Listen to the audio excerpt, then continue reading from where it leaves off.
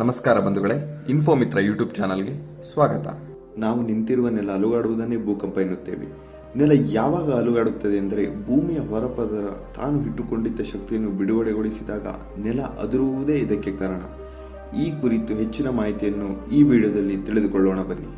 ಭೂಕಂಪನ ಹೇಗಾಗುತ್ತದೆ? ಭೂಮಿ ಅಡಿಯ tectonic plate ನಿಧಾನವಾಗಿ ಚಲಿಸುತ್ತಿರುತ್ತದೆ ಎನ್ನುವುದು ಎಲ್ಲರಿಗೂ ಗೊತ್ತಿರುವ ಸಂಗತಿ. ಒಮ್ಮೊಮ್ಮೆ ಈ ಫಲಕಗಳ ತುದಿಗಳು ಒಂದಕ್ಕೊಂದು ಬಿಗಿದುಕೊಂಡು ಸ್ಥಗಿತಗೊಳ್ಳುತ್ತದೆ. ಈ ರೀತಿ ಸಿಲುಕಿಕೊಂಡ ಭೂಫಲಕಗಳ ನಡುವೆ ಘರ್ಷಣೆ ಉಂಟಾಗಿ ಕಾಲಕ್ರಮೇಣ ಭೂಫಲಕ ಚೂರಾಗುತ್ತವೆ. ಇದರಿಂದ ಭೂಗರ್ಭದಡಿ ಶಕ್ತಿ ಅಂದರೆ ಸಿಸ್ಮಿಕ್ ವೇವ್ಸ್ ಉತ್ಪತ್ತಿಯಾಗಿ ಭೂಮಿಯ ಹೊರಪದರದಡಿ ಪ್ರವರ್ತಿಸುತ್ತದೆ. ಇದರಿಂದಾಗುವ ಅಡ್ಡ ಪರಿಣಾಮಗಳು: ನೆಲ ಅದುರುವುದರಿಂದ ಭೂಕುಸಿತ, ಹಿಮಪಾತ, ಕಟ್ಟಡಗಳ ಕುಸಿತ, ಬೆಂಕಿ ಅವಘಡಗಳು ಸಂಭವಿಸುತ್ತವೆ. ಸುನಾಮಿಯನ್ನು ಭೂಕಂಪನ ತಂದೊಡ್ಡಬಲ್ಲದು. ಕಂಪನ ಮಾಪನ ಹೇಗೆ? ಭೂಕಂಪನ ಸಂಭವಿಸಿದಾಗ ಅದರ ತೀವ್ರತೆಯನ್ನು ಮ್ಯಾಗ್ನಿಟ್ಯೂಡ್ ಮಾಪನದಿಂದ ಅಳೆಯಲಾಗುತ್ತದೆ.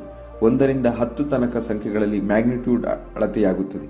ಮ್ಯಾಗ್ನಿಟ್ಯೂಡ್ ಅನ್ನು ಅಳೆಯಲು ಬಹುತೇಕ ಸಂದರ್ಭಗಳಲ್ಲಿ ನೂತನ ಮೊಮೆಂಟ್ ಮ್ಯಾಗ್ನಿಟ್ಯೂಡ್ ಮಾಪಕವನ್ನು ಬಳಸಲಾಗುತ್ತದೆ. ಅಮೆರಿಕದ ಜಿಯೋಲಾಜಿಕಲ್ ಸಮೀಕ್ಷಾ ಸಂಸ್ಥೆಯ ಪ್ರಕಾರ ಮೊಮೆಂಟ್ ಮ್ಯಾಗ್ನಿಟ್ಯೂಡ್ ಮಾಪಕ ಹಳೆಯ ರಿಕ್ಟರ್ ಮಾಪಕಕ್ಕಿಂತ ನಿಖರವಾದುದು.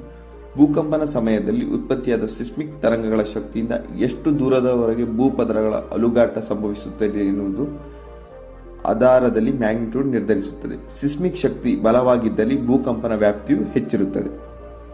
ಭೂಕಂಪನದಿಂದ ಸಂಭವಿಸುವ ನೆಲದ ಅಲುಗಾಟದ ತೀವ್ರತೆಯನ್ನು ಇಂಟೆನ್ಸಿಟಿ ಮಾಪಕದಿಂದ ಅಳೆಯಲಾಗುತ್ತದೆ. 1 ರಿಂದ 10 ಸಂಖ್ಯೆಯ ರೋಮನ್ ಅಂಕಿಗಳಿಂದ ಇದನ್ನು ಗುರುತಿಸಲಾಗುತ್ತದೆ. ಭೂಕಂಪನದ ಕೇಂದ್ರ ಬಿಂದು ಮತ್ತು ಅದರ ಸುತ್ತಲಿನ ಭೂಮಿ ಎಷ್ಟರ ಮಟ್ಟಿಗೆ ಅಲುಗಾಡಿತು ಎಂಬುದನ್ನು ಈ ಮಾಪಕ ಸೂಚಿಸುತ್ತದೆ. ಇದನ್ನು ಅಳೆಯುವಾಗ ನೆಲದ ಮೇಲಿನ ಕಟ್ಟಡಗಳ ಹಾನಿ ಮತ್ತಿತರ ಸಂಗತಿಗಳನ್ನು ಗಣನೆಗೆ ನೀವು ಈ ಭೂಕಂಪನದ ತೀವ್ರತೆಯ ಚಾರ್ಟ್ ಅಲ್ಲಿ ನೋಡಬಹುದು. ಮ್ಯಾಗ್ನಿಟ್ಯೂಡ್ ಮತ್ತು ತೀವ್ರತೆ ಈಗ 3 ರಿಂದ 3.9 ಇದ್ರೆ ಅತಿ ಸಣ್ಣ, 4 ರಿಂದ 4.9 ಇದ್ರೆ ಲಘು, 5 ರಿಂದ 5.9 ಇದ್ರೆ ಸಾಧಾರಣ, 6 ರಿಂದ 6.9 ಇದ್ರೆ ಶಕ್ತಿಯುತ, 7 ರಿಂದ 7.9 ಇದ್ರೆ ಭೀಕರ, ಹಾಗೆ 8 ರಿಂದ ಅದರ ಮೇಲ್ಪಟ್ಟಿದ್ರೆ ಅದು ಭಯಾನಕವಾಗಿ. ಕಾರಣ ಏನು? ಭೂಫಲಕಗಳ ಚಲನೆ, ಜ್ವಾಲಾಮುಖಿ ಸ್ಫೋಟ, ಭೂಗರ್ಭದಲ್ಲಿನ ಅನಿಲಗಳ ಹಿಗ್ಗುವಿಕೆ ಮತ್ತು ಕುಗ್ಗುವಿಕೆ ಇವಿಷ್ಟು ಭೂಕಂಪಕ್ಕೆ ಪ್ರಾಕೃತಿಕ ಕಾರಣಗಳು. ಇನ್ನು ಮನುಷ್ಯ ಚಟುವಟಿಕೆಗಳಿಂದನೂ ಭೂಕಂಪನ ಸಂಭವಿಸುವ ಸಾಧ್ಯತೆ ಇರುತ್ತದೆ. ಗಣಿಗಾರಿಕೆ, ಅಣೆಕಟ್ಟು ನಿರ್ಮಾಣ, ಕಟ್ಟಡಗಳ ನಿರ್ಮಾಣ, ಸ್ಫೋಟ ಮತ್ತಿತರ ಚಟುವಟಿಕೆಗಳು ಭೂಕಂಪನಕ್ಕೆ ಕಾರಣವಾಗಬಲ್ಲವು.